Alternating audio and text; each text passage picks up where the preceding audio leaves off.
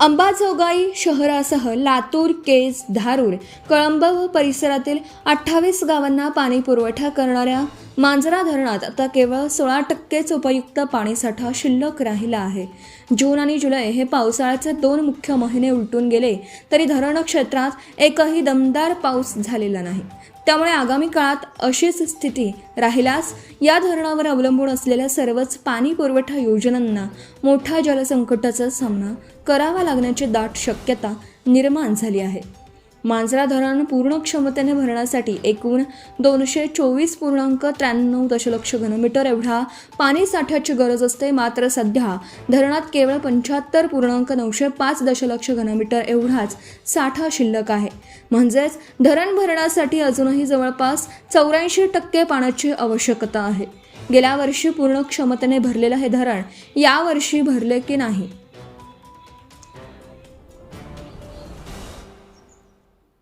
गेल्या वर्षी पूर्ण क्षमतेने भरलेलं हे धरण यावर्षी भरेल की नाही याकडे बीड, लातूर आणि धाराशिव जिल्ह्यातील अनेक गावांचं लक्ष लागलं आहे. 47 वर्षात केवळ 17 वेळाच भरले धरण.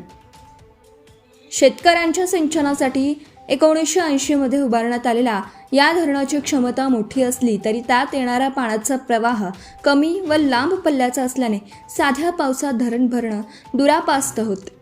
गेल्या 47 वर्षात हे धरण केवळ 17 वेळाच पूर्ण भरले आहे.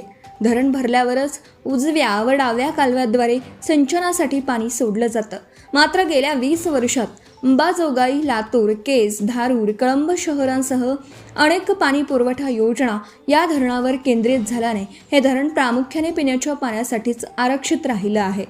परिणामी सिंचनाअभावी स्थानिक शेतकऱ्यांना मोठा फटका बसत आहे.